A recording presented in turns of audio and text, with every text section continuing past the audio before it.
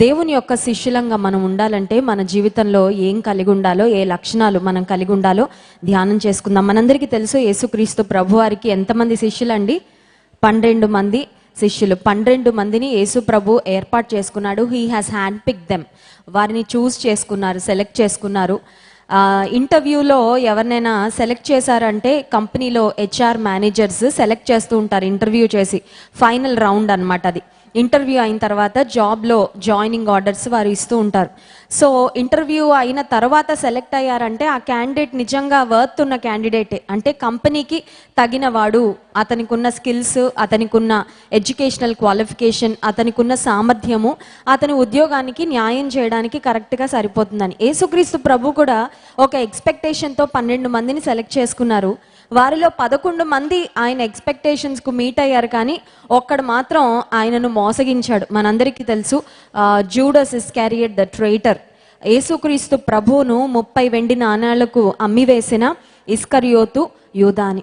యేసుక్రీస్తు ప్రభువారు 12 మందిని పిలిచారు, 12 మందిని ప్రేమించారు, 12 మందికి బాధ్యతలు అప్పగించారు, ఆయనతో పాటు తిప్పుకున్నారు. ఆయన చేసే ప్రతి అద్భుతాన్ని, ప్రతి బోధను కళ్ళారా చూశారు, చెవులారా విన్నారు. వారు ఒక రకంగా చెప్పాలంటే యేసుక్రీస్తు ప్రభువారు చేసిన సేవకు, పరిచర్యకు ప్రత్యక్ష సాక్షులు. చూడండి, మనం ఏదైనా ఒక విషయాన్ని గురించి ఎవరి ద్వారానో వినడం అది ఒక ఎత్తైతే, మనమే వ్యక్తిగతంగా వెళ్ళి చూడడం అది చాలా శ్రేష్టమైన అనుభవం. ఈ 12 మంది శిష్యులు కూడా యేసయ్యతోనే ఉన్నారు. ఆయన మాట్లాడే బోధలు వింటూ వచ్చారు. ఒక సమస్య వచ్చినప్పుడు, ఒక క్లిష్ట పరిస్థితి వచ్చినప్పుడు ఆయన ఎలా సమాధానం చెప్తారు, ఆయన ఆ సమస్యను ఎలా పరిష్కరిస్తారు, ఒక వ్యాధిగ్రస్తుడు ఆయన వద్దకు తీసుకొని వచ్చినప్పుడు ఆయన ఎలా స్వస్థపరుస్తాడు, ఇవన్నీ కూడా కళ్ళారా వారు చూశారు. వారిలో 11 మంది దేవుని యొక్క సాక్షులుగా బ్రతికారు. అంతం వరకు ఆయనను మహింపరిచారు. అఫ్ కోర్స్ వారిలో ఉన్న బలహీనతలు ఉన్నాయి, వారిలో ఉన్న లోటుపాట్లు ఉన్నాయి. దేవుడు యేసుక్రీస్తు ప్రభు ఎవరో నాకు తెలియదని పేతురు ముమ్మారు బొంకాడు, ఇవన్నీ ఉన్నాయి. కానీ బట్ అల్టిమేట్గా అయితే 11 మంది ఆయన కొరకు నిలబడ్డారు. ఒకడు మాత్రం యేసు ప్రభును మోసగించి యేసు ప్రభును అమ్మివేశాడు.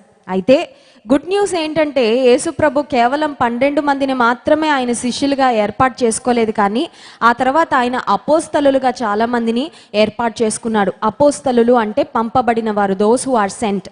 ఆయన అనేక మందిని పిలిచి మీరు వెళ్ళండి, వెళ్ళి సమస్త సృష్టికి నా సువార్తను ప్రకటించండి, అనేక మందిని నా శిష్యులుగా చేయండి అని ఒక గ్రేట్ కమిషన్ ఆయన అపోస్తలులకు, శిష్యులకు అప్పగించినట్లు మనం చూస్తున్నాం.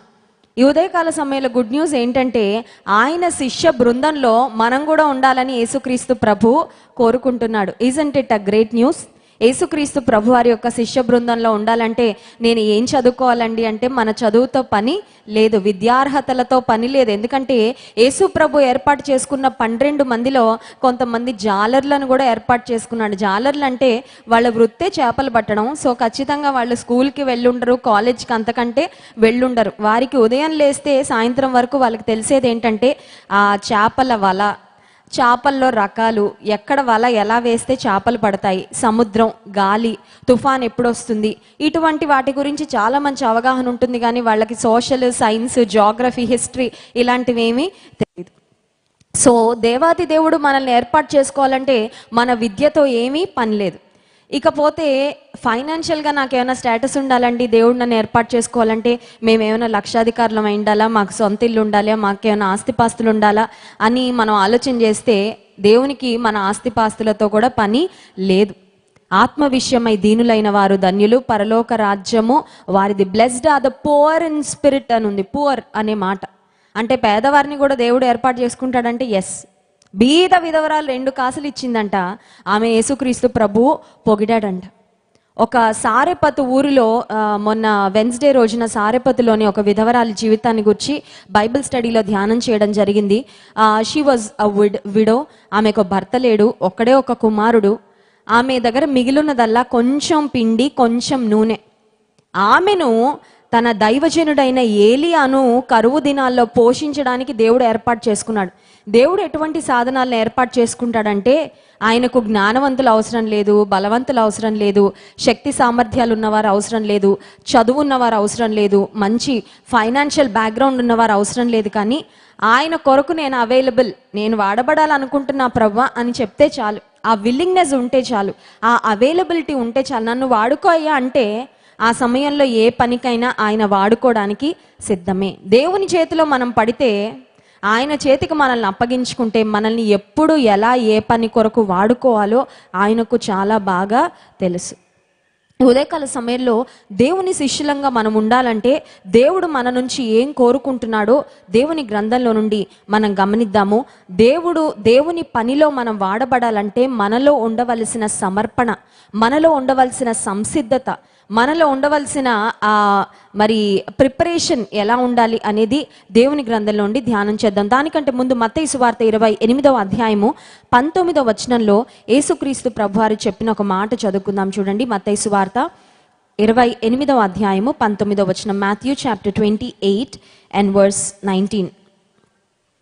కాబట్టి మీరు వెళ్ళి సమస్త జనులను శిష్యులనుగా చేయుడి, తండ్రి యొక్కయు కుమారుని యొక్కయు పరిశుద్ధాత్మ యొక్కయు నామములోనికి వారికి బాప్తిస్మం ఇచ్చుచు నేను మీకు ఏ ఏ సంగతులను ఆజ్ఞాపించితునో వాటినన్నిటినీ గైకొనవలనని వారికి బోధించుడి.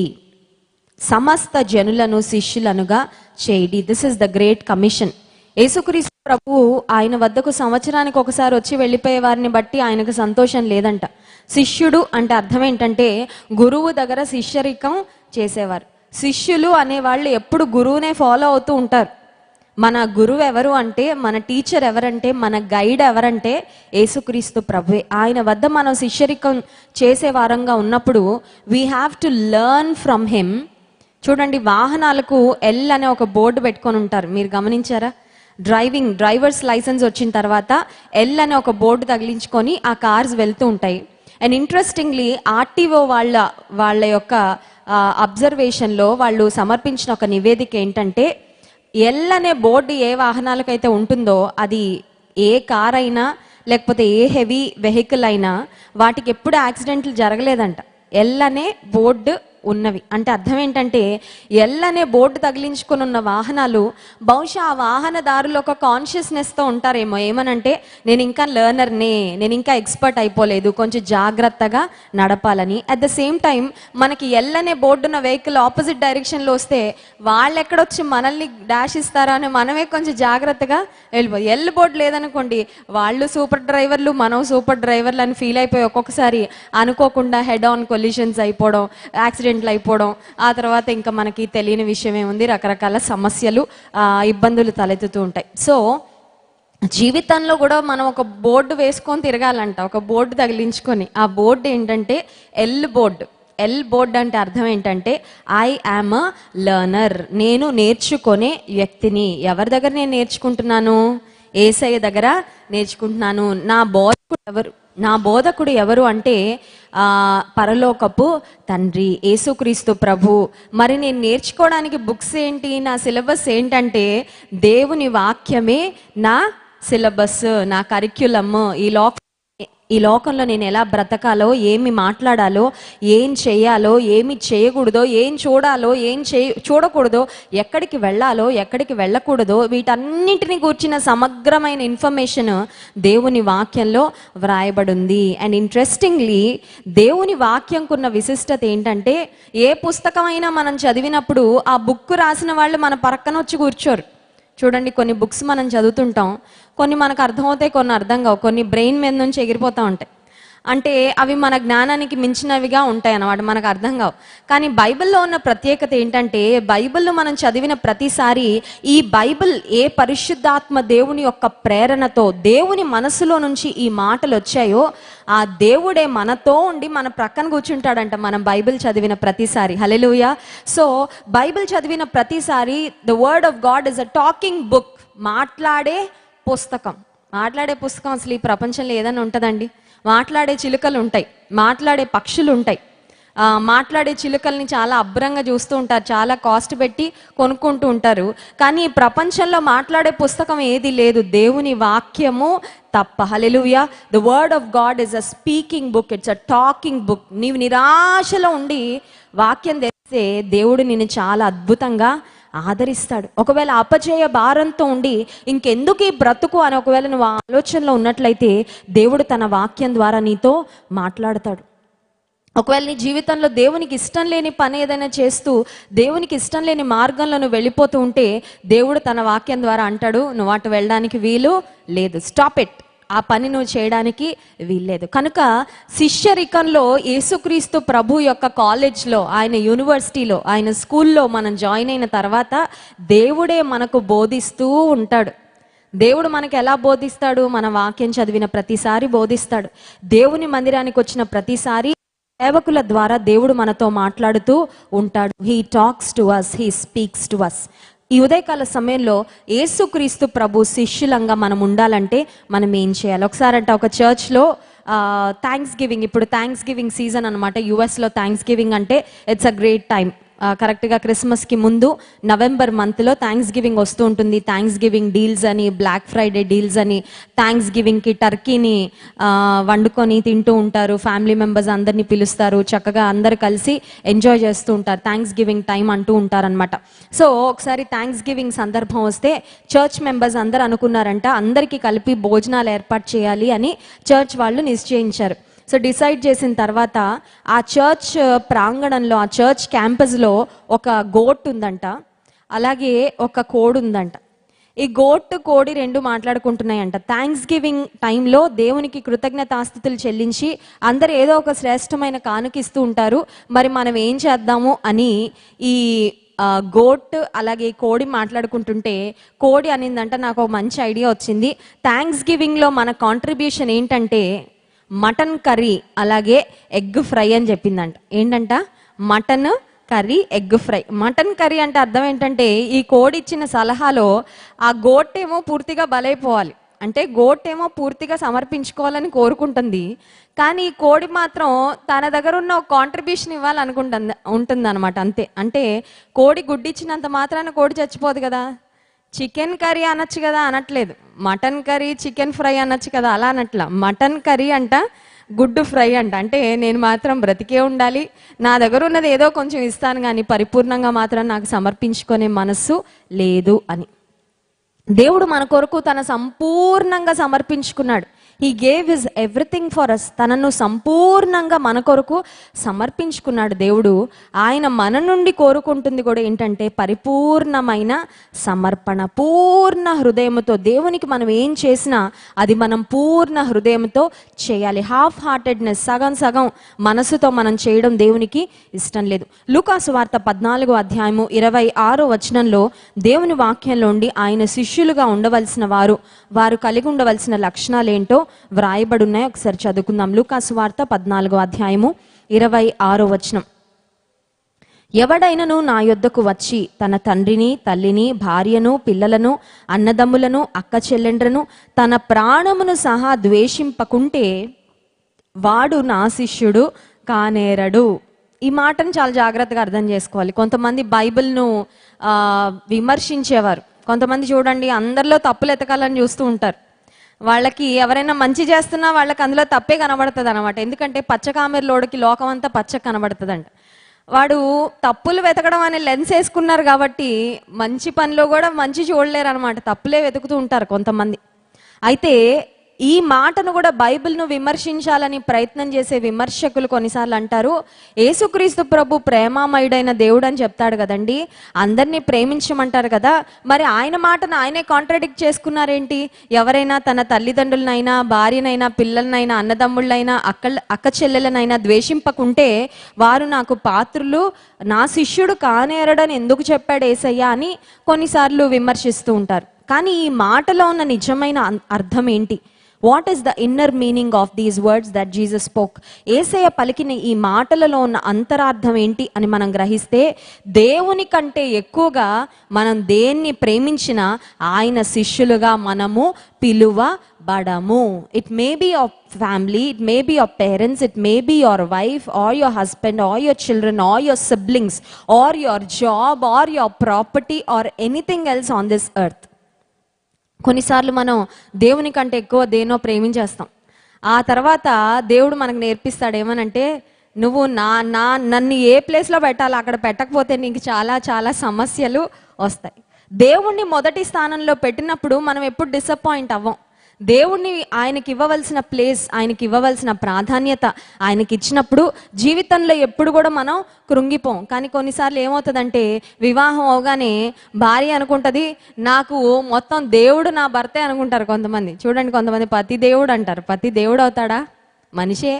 నీతో పాటు ఓకే జీవితకాలం ఉంటాడు, నీ జీవిత భాగస్వామి కరెక్టే, బెటర్ హాఫో బెస్ట్ హాఫో, కానీ వారు కూడా దేవుని తర్వాతే. దేవుడు కంటే ఎక్కువ ఎవరినైనా ప్రేమించేసామంటే చాలా దెబ్బలు ఎదుర్కోవాల్సి వస్తుంది. భర్తలు కూడా అంతే. కొన్నిసార్లు వివాహం కాగానే ఇంకా అమ్మ నాన్నని ప్రక్కన పెట్టేస్తారు. అబ్బో నా భార్య నాకు దేవత అనుకుంటారు, అయిపోయినట్టే.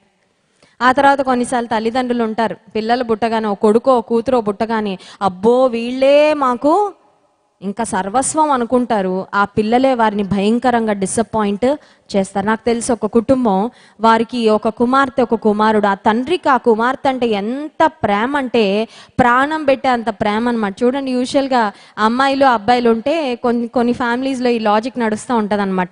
ఏంటంటే తండ్రికి ఏమో కూతురు అంటే ఇష్టం, తల్లికేమో కొడుకు అంటే ఇష్టం. 2 పార్టీలు ఉంటాయి అన్నమాట.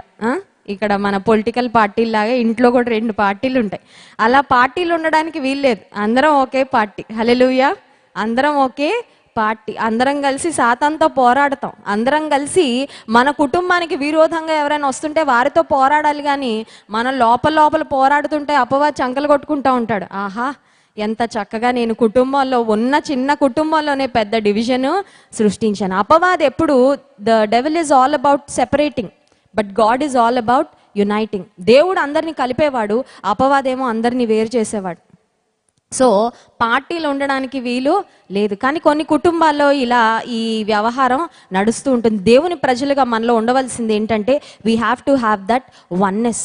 ఆ తండ్రి కుమార్తెను చాలా ప్రేమించేవాడు. ఎంత ప్రేమించాడంటే కూతురు ఏం అడిగితే అది అడిగిన వెంటనే ఇచ్చేయడం, అడిగిన వెంటనే అడిగిన దానికంటే ఎక్కువ ఇచ్చేయడం. అలా ప్రేమిస్తూ ఉంటే ఆ కుమార్తె యవన కాలానికి వచ్చేసరికి చాలా మంచిగా చదువుకుంటుంది, చాలా చక్కగా ఉంటుంది ఆ అమ్మాయి. ఒకానొక దినాన తండ్రిని చాలా భయంకరంగా డిసప్పాయింట్ చేసిందండి. 10th క్లాస్ ఫెయిల్ అయిపోయి తాగుడుకు వ్యసనాలకు బానిస అయిపోయిన డ్రగ్ ఎడిక్ట్గా, తాగుబోతుగా, తిరుగుబోతుగా ఉన్న ఒక వ్యక్తిని ఆ కుమార్తె ప్రేమించి తల్లిదండ్రులకు చెప్పకుండా అతని వివాహం చేసుకుంది. వివాహం చేసుకున్న తరువాత తండ్రికి ఈ మాట తెలిసి లిటరల్గా గుండె పగిలిపోయి గుండెపోటు వచ్చిందండి ఆ తండ్రికి. ఎంతగా నా కుమార్తెను ప్రేమించానే, ఇంతగా నా కుమార్తె నన్ను డిసప్పాయింట్ చేసిందా? నిజమే ప్రియమైన దేవుని బిడ్డలారా, ఈ విషయాన్ని మనం చాలా జాగ్రత్తగా జ్ఞాపకం ఉంచుకోవాలి. అదేంటంటే దేవుని కన్నా ఎక్కువగా నువ్వెవరిని ప్రేమించడానికి వీలు లేదు. నీ తల్లిదండ్రులైనా సరే, నీ భార్య అయినా, నీ భర్త అయినా, నీ పిల్లలైనా, నీ ప్రాణ స్నేహితులైనా, ఎవరైనా సరే దేవుని తర్వాత స్థానం మాత్రమే ఈ లోకంలో ఎవరికైనా దక్కాలి, ఈ లోకంలో ఎవరికైనా చెందాలి. కనుక శిష్యులంగా మనం ఉండాలంటే మనం జ్ఞాపకం ఉంచుకోవాల్సిన మొట్టమొదటి అంశం ఏంటంటే నీ తల్లిదండ్రులైనా, అన్నదమ్ములైనా, భార్యనైనా, పిల్లలనైనా ద్వేషించడం అంటే అర్థం ఏంటంటే అందరినీ ద్వేషించి అందరికి ఒక శత్రువుగా మారిపోయి ఎప్పుడు ఒక 7 o'clock ఫేస్ పెట్టుకొని ఎవరిని ప్రేమించకుండా, ఆదరించకుండా, పలకరించకుండా ఉండాలని దేవుని చిత్తం కాదు. కానీ దేవుణ్ణి మొదటగా ప్రేమించాలి. రెండవదిగా మనం ఆలోచిస్తే 27వ వచనం, లూకాసు వార్త 14వ అధ్యాయము 27వ వచనం. మరియు ఎవడైనను తన సిలువను మోసుకొని నన్ను వెంబడింపని ఎడల వాడు నా శిష్యుడు కానేరడు. శిష్యుడుగా ఉండాలంటే రెండవ లక్షణం ఏంటంటే మన సిలువను ఎత్తుకొని దేవుని వెంబడించాలి. సిలువ అనేది, సిలువ దేనికి సాదృశ్యం అని ఆలోచన చేస్తే విశ్వాస జీవితంలో మనకు ఎదురయ్యే శ్రమలు. శ్రమలు ఎంతమందికి ఇష్టం? ఎవ్వరం ఎత్తం చెయ్యి. పొరపాటున ఎత్తామనుకోండి, బాబోయ్ శ్రమలు రేపటి నుంచి, ఈ రోజు నుంచే స్టార్ట్ అయితే తట్టుకోలేం. సంవత్సరం ప్రారంభంలో ప్రభువా ఏమన్నా రాని, కానీ శ్రమలు మాత్రం రానికయ్యా. ఏ కష్టం రాకూడదు. ఏ కష్టం రాకపోతే ఇది భూలోకం ఎలా అవుతుంది? ఇది పరలోకం అవుతుంది. ఏ కష్టం, చీకు, చింత, బాధలు, కన్నీరు, దుఃఖము లేని ప్రదేశం ఏంటి? పరలోకం. ఇది భూలోకం. మరి this is a fallen world. ఇది భూలోకం. ఇక్కడ ఉంటే ఖచ్చితంగా మనకి కష్టాలు, నష్టాలు, ఇరుకులు, ఇబ్బందులు అన్నీ వస్తూనే ఉంటాయి. కనుక దేవుని శిష్యులంగా ఉండాలంటే మనలో ఉండవలసిన రెండో లక్షణం ఏంటంటే మన సిలువని ఎత్తుకొని ఆయనను, మన సిలువని ఎత్తుకోవాలంట. అర్థమవుతుందండి? యేసు ప్రభు మోసిన సిలువ మనం మోయలేం. నా సిలువ మీరు ఎత్తుకోండి అని అడగట్లేదు. కురేనీడైన సీమోను యేసుక్రీస్తు ప్రభువు ఆ యెరూషలేము వీధుల గుండా నడుస్తూ ఆ కల్వరి కొండకు ప్రయాణం చేస్తూ దట్ లాస్ట్ ఆ ఆఖరు ప్రయాణం ఆయన మరణానికి ముందుగా చేస్తూ ఉన్నప్పుడు ఆ యాత్ర కురేనీయుడైన సీమోన్ వచ్చి యేసుప్రభు కాసేపు సహాయం చేయడానికి ప్రయత్నం చేశాడు. కాసేపు కంటే ఎక్కువ మోయలేకపోయాడు. మళ్ళీ యేసై భుజాల మీద పెట్టి మళ్ళీ తప్పుకున్నాడు. కానీ ఎవరం మోయాల్సిన సిలువ వారికి ఉంటుంది. సిలువ మోయడం అంటే ఒక చిన్న క్రాస్ లాకెట్ చేయించుకొని మెళ్ళో వేసేసుకొని నా సిలువ నేను మోసేస్తున్నానండి అంటే అది కాదు సిలువ. నేను కూడా యుఎస్లో జాబ్ చేసేటప్పుడు నేను ఒక క్రాస్ లాకెట్ వేసుకునేదాన్ని. ఎందుకంటే నేను దేవుని బిడ్డనని తెలియాలని, అంతే. జస్ట్ ఫర్ దట్ రీజన్ నేను యేసయ్య బిడ్డనని తెలియాలని. కొంతమంది ఉంటారు క్రాస్ లాకెట్ వేసుకొని వాళ్ళు చెయ్యని పనులంటూ ఇంకేమి ఉండవు. అప్పుడు ఆ సిలువ వేసుకొని అనవసరంగా దేవుని నామానికి అవమానం. కొంతమంది ఫ్యాషన్గా వేసుకుంటారు సిలువ, అదేదో ట్రెండ్ అన్నట్టు. కానీ నిజంగా సిలువను మోయడం అంటే ఏంటి? సిలువను ఎత్తుకొని దేవుని వెంబడించడం అంటే అర్థం ఏంటంటే నీ జీవితంలో ఎదురయ్యే శ్రమలను కష్టాలను నీవు సహించాలి, భరించాలి. ఒకసారట ఒక వ్యక్తి తన జీవితంలో ఒక పడుకొని నిద్రపోతూ ఉన్నాడు. అతనికి ఒక కల వచ్చింది. ఆ కలలో అతను దేవుని దగ్గరికి వెళ్ళాడు. దేవుడు ఒక రూమ్లోకి అతను తీసుకొని వెళ్ళాడు. నీకు ఒకటి ఇస్తాను బాబు, అది నువ్వు పట్టుకొని వెళ్ళాలని చెప్పాడంట. ఇతను అనుకుంటున్నాడు ఏం గిఫ్ట్ ఇస్తాడో, ఏం బంగారం ఇస్తాడో, వెండి ఇస్తాడో, వజ్రాలు ఇస్తాడో అని చాలా ఆశగా కనపడుతుంటే ఆ రూమ్లో మొత్తం వుడెన్ క్రాసెస్ ఉన్నాయంట, చెక్క సిలువలు ఉన్నాయంట. చెక్క సిలువలు ఉంటే దేవుడు పిలిచి అన్నాడంట, ఇదిగో బాబు ఇది నీ సిలువ, ఈ సిలువ నువ్వు ఎత్తుకొని వెళ్ళు అని అన్నాడంట. ఆ సిలువ ఎత్తాడంట. ఎత్తి కాసేపు అవగానే భుజం లాగేస్తుందంట. అమ్మో ప్రభా, ఈ సిలువ నాకు చాలా బరువుగా ఉంది, చాలా భారంగా ఉంది. ఈ రూమ్లో ఇంకా చాలా సిలువలు ఉన్నాయి కదా, ఇదంతా పెద్ద గోడౌన్లో ఉంది. అంటే ప్రపంచంలో మరి ఒక్కొక్కరు మోయాల్సిన సిలువలు ఉంటాయి కదా, ఒక్కొక్కరు పడే శ్రమలు ఉంటాయి. ఆ వేరే సిలువలు నా సిలువ కంటే కొంచెం లైట్ వెయిట్గా అనిపిస్తున్నాయి. ఆ సిలువ నేను తీసుకుంటాను. వేరే సిలువ ఏదన్నా నాకు లైట్ వెయిట్గా ఏదన్నా సిలువ అనిపిస్తుందేమో, అవి ఒకసారి ట్రై చేసి తీసుకుంటాను, ఛాన్స్ ఇస్తావా అని అడిగితే దేవుడు అన్నాడంటే ఓకే, వేరే సిలువలు ఏమన్నా లైట్ వెయిట్గా ఉన్నాయేమో ఒకసారి చూసుకో అని అన్నాడంట. ఈ వ్యక్తి రూమ్ చుట్టూ తిరిగాడంటే, ఎందుకంటే జీవితాంతం మోయాల్సిన సిలువ కదా మరి. అందుచేత చాలా జాగ్రత్తగా, చాలా ఆసక్తిగా గోడౌన్ అంతా తిరిగి ప్రతి సిలువను భుజం మీద పెట్టుకుంటున్నాడు. అబ్బో ఫస్ట్ సిలువ కంటే ఇది కొంచెం బరువుగా ఉందిలే అంటున్నాడు, మళ్ళీ తీసి కింద పెట్టేస్తున్నాడు.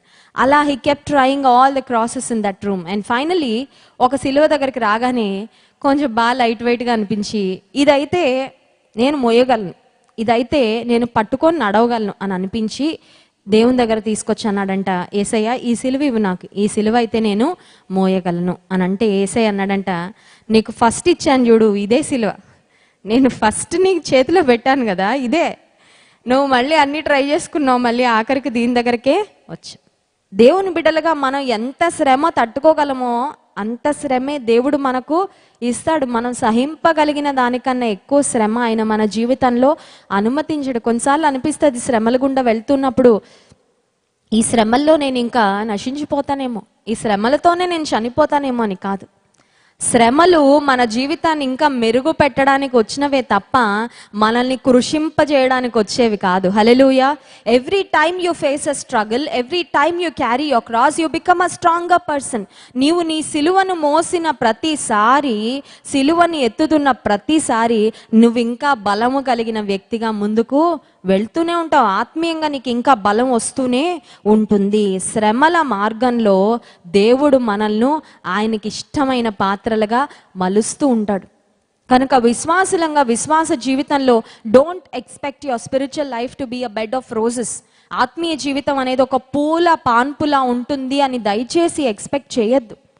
దేవుని నమ్ముకున్నా నమ్ముకోకపోయినా, రక్షణ పొందినా పొందకపోయినా శ్రమలు అనేవి ఏదో ఒక విధంగా మనకు తారసపడుతూనే ఉంటాయి.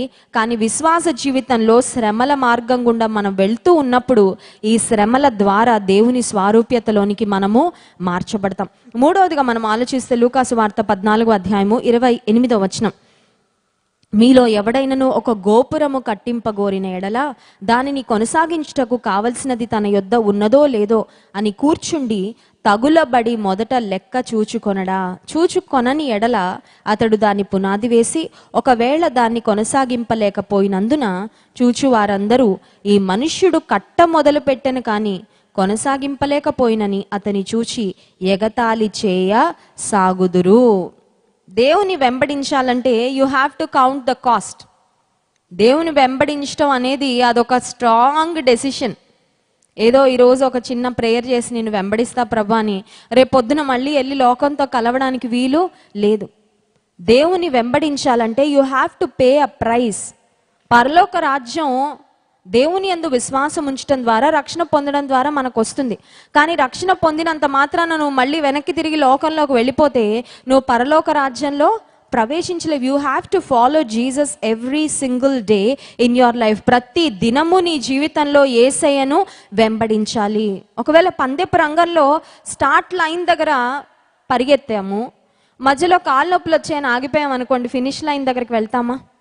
లేకపోతే మధ్యలో స్టార్ట్ లైన్ దగ్గర ప్రారంభం అయిన తర్వాత ఒకవేళ మధ్యలో ఆడియన్స్ ఎవరైనా పిలుస్తున్నారు అనుకోండి, మీ చైల్డ్హుడ్ ఫ్రెండ్ ఎవరైనా కనబడి హాయ్ ఒకసారి ఆగు కాసేపు నీతో మాట్లాడతానని ఆపితే, అబ్బాయి ఈ ఫ్రెండ్ని చూసి చాలా రోజులైంది మళ్ళీ దొరుకుతారా లేరా అని ఆగిపోయాం అనుకోండి, రన్నింగ్ రేస్లో ఫినిష్ లైన్ దగ్గరికి వెళ్తామా? మనం పొందవలసిన మెడల్ కానీ కప్పు కానీ మనం పొందుకుంటామా? విశ్వాస జీవితంలో కూడా యేసుక్రీస్తు ప్రభుని వెంబడించాలని తీర్మానం తీసుకొని పరుగు ప్రారంభించిన తరువాత ఖచ్చితంగా అడ్డంకులు ఉంటాయి, ఖచ్చితంగా ఆబ్స్టకల్స్ ఉంటాయి, ఖచ్చితంగా హర్డిల్స్ ఉంటాయి, డిస్ట్రాక్షన్స్ ఉంటాయి. నీ దృష్టిని మరల్చాలని ప్రయత్నం చేసే ఫోర్సెస్ చాలా ఉంటాయి. కానీ you have to stay focused on your goal. You have to stay focused on your finish line. దేవుని వాక్యం సెలవిస్తుంది, కార్యారంభము కంటే కార్యాంతము మేలు. కార్యారంభము కంటే కార్యాంతము మేలు. నీ విశ్వాస జీవితంలో నీ పరుగుని ఎలా ప్రారంభించావో ముఖ్యం, కానీ నీ పరుగుని ఎలా ముగిస్తున్నావో అంతకంటే ప్రాముఖ్యం. 2 తిమోతి పత్రిక 2వ అధ్యాయం 3 నుండి 5 వచనాల వరకు మనం చూస్తే అపోస్తలుడైన పౌలు తిమోతికి ఈ మాటలు వ్రాస్తూ ఉన్నాడు. తిమోతి ఒక యవనస్తుడుగా ఉన్నాడు. దేవుని పరిచర్య కొరకు మరి చక్కగా తను తాను సమర్పించుకొని దేవుని సేవలో వాడబడుతున్నాడు. తిమోతికి అపోస్తలుడైన పౌలు రాసిన 2వ పత్రిక 2వ అధ్యాయము 3వ వచనం నుండి, క్రీస్తు యేసు యొక్క మంచి సైనికుని వలె నాతో కూడా శ్రమను అనుభవించుము. సైనికుడు ఎవడును యుద్ధమునకు పోవునప్పుడు తన్ను దండులో చేర్చుకునే వాని సంతోష పెట్టవలనని ఈ జీవన వ్యాపారములలో చిక్కుకొనడు. మరియు జట్టి అయిన వాడు పోరాడునప్పుడు నియమ ప్రకారము పోరాడుకుంటే వానికి కిరీటము దొరకదు. దేవుని యొక్క సైన్యంలో మంచి సైనికులుగా పోరాడాలి. ఇంకొక మాట కూడా ఉంది చూడండి, 1 కొరింథీ పత్రిక 9వ అధ్యాయము 24వ వచనంలో కూడా, 1 కొరింథీ పత్రిక 9వ అధ్యాయం 24వ వచనం, పందెపు రంగమందు పరిగెత్తు వారందరూ పరిగెత్తుదురు కానీ ఒక్కడే బహుమానము పొందునని మీకు తెలియదా? అటువలే మీరు బహుమానము పొందునట్లుగా పరిగెత్తుడి. మరియు పందెమందు పోరాడు ప్రతివాడు అన్ని విషయములయందు మితముగా ఉండును. వాడు క్షయమగు కిరీటమును పొందుటకును, మనమైతే అక్షయమగు కిరీటమును పొందుటకు మితముగా ఉన్నాము. విశ్వాస జీవితంలో డిసిప్లిన్ అనేది చాలా ప్రాముఖ్యం. In order to be a disciple of Jesus we need to have discipline. ఏముండాలి? డిసైపుల్ అనే మాటలోనే డిసిప్లిన్ అనే మాట కూడా ఉంది. సో యేసుక్రీస్తు ప్రభు వారి యొక్క శిష్యులుగా మనం ఉండాలంటే శిష్యునికి ఉండవలసిన ఒక లక్షణము క్రమశిక్షణ, క్రమము. ఫుడ్లో క్రమశిక్షణ ఉండాలి. చూడండి, ఎవరైనా స్పోర్ట్స్ పర్సన్స్ ఎవరైనా ఉంటే వాళ్ళు ఆయిలీ ఫుడ్స్, ఫ్రైస్ ఇవన్నీ ఇంత వేసుకొని తినరు. ఇంత ప్లేట్ నిండి రైస్ పెట్టుకొని తినరు. చాలా ఫిట్గా ఉండాలి, హెల్తీగా ఉండాలి, మంచి డయట్ వాళ్ళు తీసుకుంటారు. స్వీట్స్ ఎక్కువ తినరు, ఆయిలీ ఫుడ్స్ ఎక్కువ తినరు, హై క్యాలరీ ఫుడ్స్ ఎక్కువ తినరు, మంచి ప్రోటీన్ డైట్ తీసుకుంటారు, చక్కగా ఫ్రూట్స్ తీసుకుంటారు, వెజిటబుల్స్ తీసుకుంటారు. ఎందుకంటే అవి ఆరోగ్యానికి వారికి చక్కగా సహాయపడతాయి.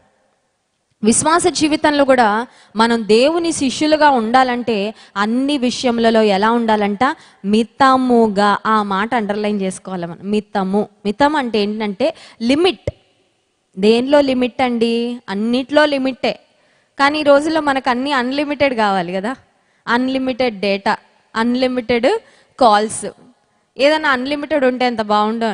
అన్లిమిటెడ్ సీరియల్స్, ఇంకా అవి ఎప్పటి వరకు వెళ్తాయో తెలియదు మనకి.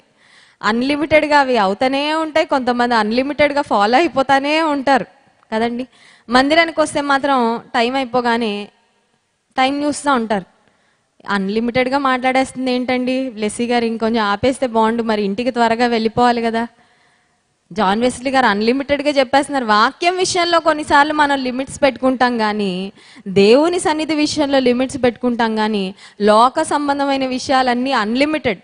చూడండి, పిల్లల్ని ఎప్పుడైనా బీచ్కి తీసుకెళ్తే రారు. ఇంకా మా వాళ్ళని ఎప్పుడైనా బీచ్కి తీసుకెళ్తే ఎంత ఏడుస్తారో. ఆ నీళ్లలోనే ఉండాలి, ఆడాలి. ఎప్పటి వరకు? రేపు పొద్దున వరకైనా ఆడడానికి వాళ్ళు రెడీ అనమాట. ఎందుకంటే దే వాంట్ అన్లిమిటెడ్ ఫన్. కానీ విశ్వాస జీవితంలో అన్ని విషయాలు ఎలా ఉండాలంట? మితముగా. మితముగా అంటే దేనిలో? మాటల్లో కూడా మితంగా. కొంతమంది ఉంటారు వాగుడుగాయలు, వాళ్ళ దగ్గర కూర్చుంటే మనకి చెవులు నొప్పులు వచ్చేస్తాయి. ఎందుకంటే they just keep talking and talking and talking and talking and talking. ఇంకా ఎన్ని మాట్లాడగలరు చెప్పండి? ఎంత మాట్లాడుకున్న వాళ్ళ గురించి మన గురించి కాదు కదా, థర్డ్ పర్సన్ దగ్గరికి వెళ్ళిపోద్ది కాన్వర్సేషన్, అవునా కదా? థర్డ్ పర్సన్, అది నైబర్స్ అయి ఉండొచ్చు, బంధువులు అయి ఉండొచ్చు, వాళ్ళ గురించి ఉన్నవి లేనివి, ఆ తర్వాత భయంకరమైన అపహాస్యం, ఆ నెగిటివ్ మాటలు, సెటైరికల్ వర్డ్స్, హర్ట్ఫుల్ వర్డ్స్, అబద్ధమైన మాటలు, రోమర్స్, వాళ్ళ గురించి ఏం వస్తున్నాయి, ఇవన్నీ మాట్లాడి మితంగా ఉండవలసిన కాన్వర్సేషన్ అన్లిమిటెడ్ కాన్వర్సేషన్ అయిపోగానే విస్తారమైన మాటలు అయిపోతాయి. విస్తారమైన మాటలలో దోషం ఉండక మానదు.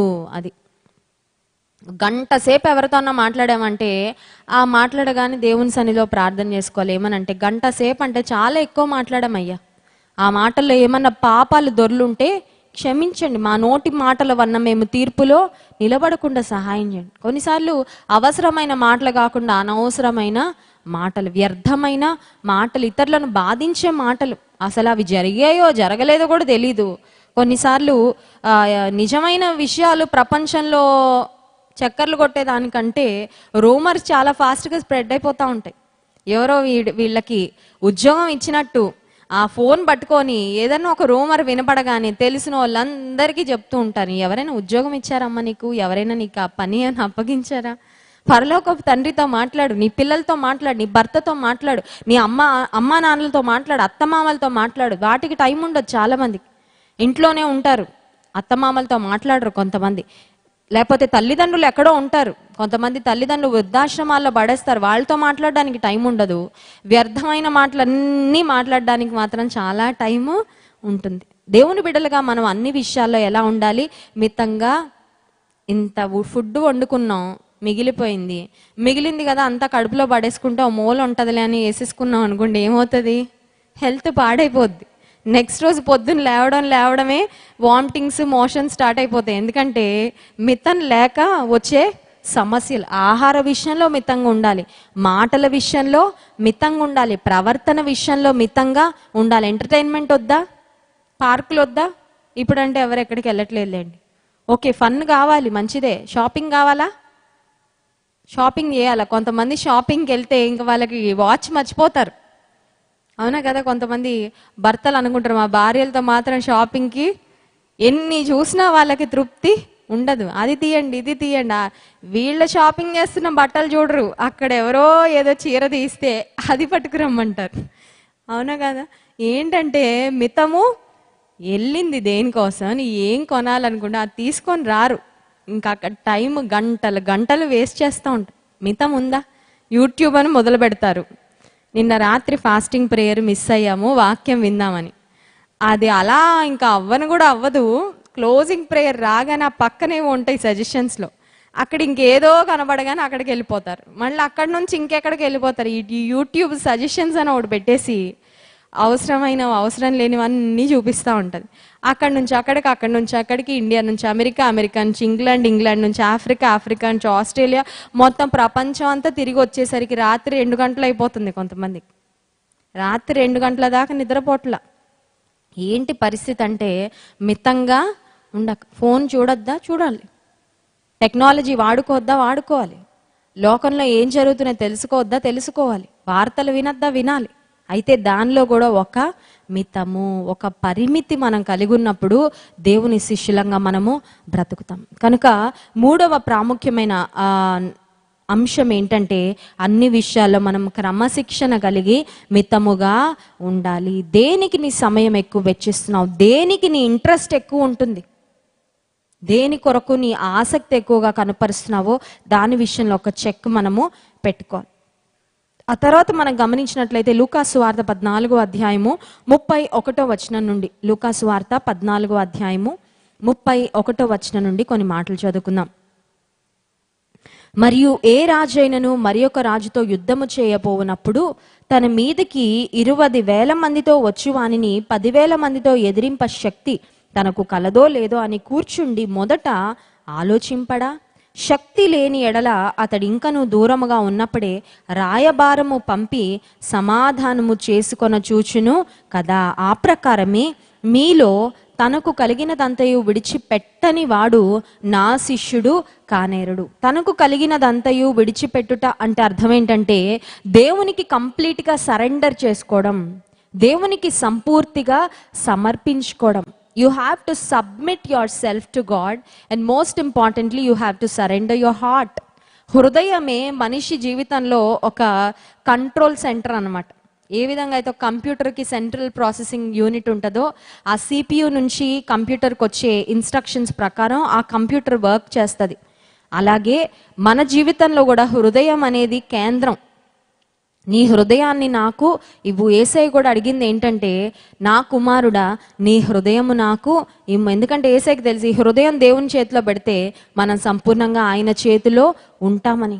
కనుక ఈ 4వ అంశం ఏంటంటే దేవునికి పరిపూర్ణంగా మనల్ని మనము అప్పగించుకోవడం. We have to totally surrender our selves to God's hands. దేవునికి పరిపూర్ణంగా సమర్పించుకోవడం. దేవుని స్తుతించి ఆరాధిస్తున్నప్పుడు కూడా 2 చేతులు పైకెత్తుతాం. 2 చేతులు పైకెత్తడం దేనికి సాదృశ్యం అంటే పరిపూర్ణంగా ఆయనకు సమర్పించుకుంటా. ఇదిగో అయ్యా నేను ఉన్నాను, నన్ను నువ్వు నడిపించి. ఇదిగో అయ్యా నన్ను నీ చిత్తానికి అప్పగించుకుంటున్నాను, నీ నడిపింపును కోరుకుంటున్నాను, నీకు సంపూర్ణంగా నన్ను నేను సమర్పించుకుంటున్నాను అన్నదానికి సాదృశ్యంగా ఉంది. కనుక 4వ అంశం ఏంటంటే దేవునికి సంపూర్ణంగా సమర్పించుకొనుట.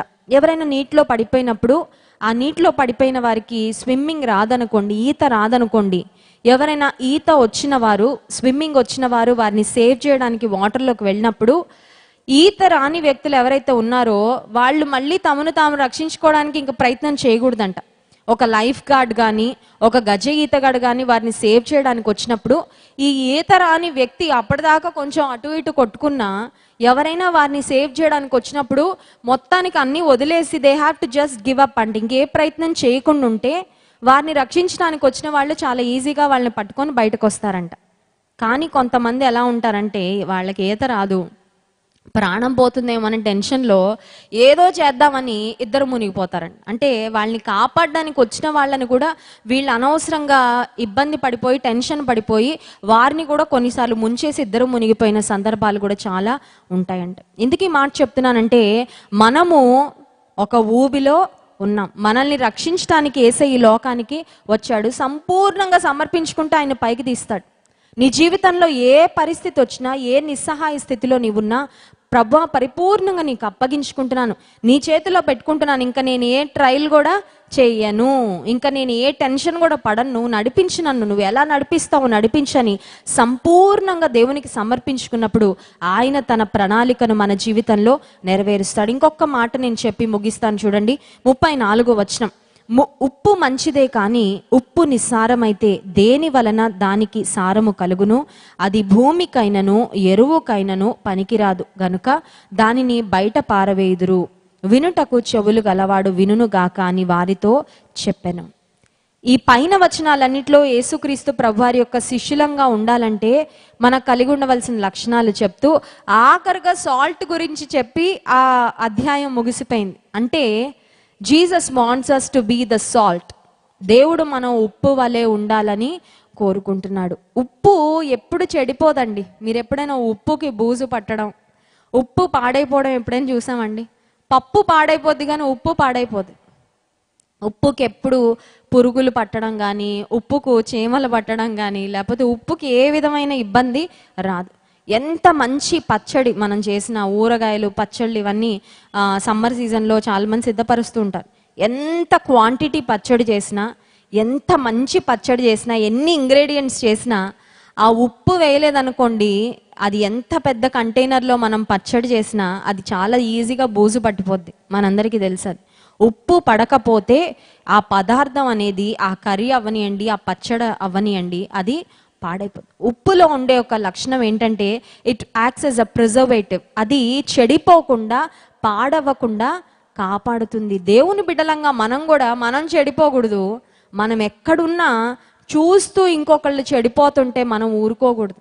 చూడండి, కొన్నిసార్లు ఈ లోకంలో చాలామంది స్వార్థపరులు ఉంటారు. ఎవరు ఎలా పోతే నాకేంటండి, ఎవరు ఎలా పోయినా నేను బాగుంటే చాలు, నా కుటుంబం బాగుంటే చాలు, నా భార్య నా పిల్లలు బాగుంటే చాలని ఒకవేళ స్వార్థపరులు అనుకుంటారేమో, కానీ యేసుక్రీస్తు ప్రభు ఇక్కడ చెప్పిన మాట ఏంటంటే ఉప్పు మంచిదే.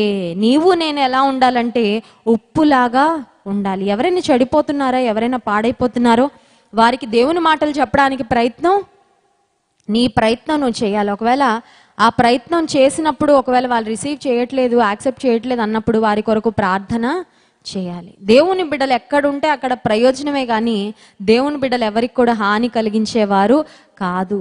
సో ఉప్పు ఏ విధంగా ఒక ప్రిజర్వేటివ్ లాగా పనిచేస్తుందో, ఉప్పు పాడవదు. ఉప్పు దాన్ని ఎక్కడ కలిపినా ఆ పరిసర ప్రాంతాలు కూడా పాడవ్వకుండా ఎలా ఉంటుందో, దేవుని బిడ్డలుగా మనం కూడా పరిశుద్ధంగా బ్రతకాలి. మనం ఎక్కడుంటే అక్కడ మన చుట్టూ ఉన్న వారికి మనం ప్రయోజనకరంగా ఉన్నప్పుడు యేసుక్రీస్తు ప్రభువారి యొక్క శిష్యులుగా, గురువుకు తగిన శిష్యులుగా ఈ లోకంలో మనము బ్రతుకుతాం. నిజానికి ఒక వ్యక్తి ఉన్నతమైన స్థానానికి రాగానే వాళ్ళని చేసే ఇంటర్వ్యూలు అడిగేది ఏంటంటే మీ గురువు ఎవరు, మీ ఇన్స్పిరేషన్ ఎవరు, మీకు ట్రైనింగ్ ఇచ్చింది ఎవరు, ఈ స్థానంలో మీరు నిలబడడానికి హూ ఇస్ రెస్పాన్సిబుల్, ఎవరు కారకులని అడుగుతూ ఉంటారు.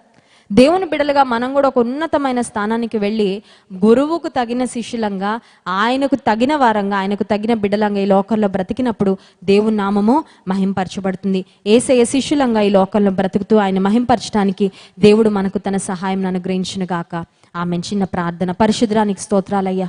శిష్యులుగా మేము ఉండాలంటే మాలో ఉండవలసిన లక్షణాలు మీరు మా జ్ఞాపకం చేసినందుకు స్తోత్రాలు ప్రభా. నీకంటే ఎక్కువగా మేము దేన్ని ప్రేమించకుండా మాకు సహాయం చేయ ప్రభా. మాకు ఇచ్చిన ఇల్లైనా, మాకు ఇచ్చిన వాహనమైన, ఉద్యోగమైన, భర్త అయినా, భార్య అయినా, బిడ్డలైనా, స్నేహితులైనా, అందమైన వస్త్రాలైన ఏది కూడా ప్రభా నీకంటే ఎక్కువగా మేము ప్రేమించకుండా నాయన నీకే మొదటి స్థానం మేము ఇవ్వడానికి సహాయం చేయండి. అంత మాత్రమే కాదు, మా సిలువని ఎత్తుకొని మమ్మల్ని మేము ఉపేక్షించుకొని నిన్ను ప్రతిదినము వెంబడించే కృపను మాకు ఇవ్వండి ప్రభా. శిష్యునికి తగిన నోరు మాకు ఇవ్వండి అయ్యా. మా గురువుకు తగిన శిష్యులంగా, మా పరలోకపు గురువు నీవు ప్రభా. నీకు తగిన వారముగా ఉప్పు వలె, వెలుగు వలె ఈ లోకంలో బ్రతకడానికి సహాయం చేయండి. విన్న వాక్యం మా హృదయాల ఫలింప చేయండి. యేసు నామమున ప్రార్థిస్తున్నాము తండ్రి, ఆమేన్.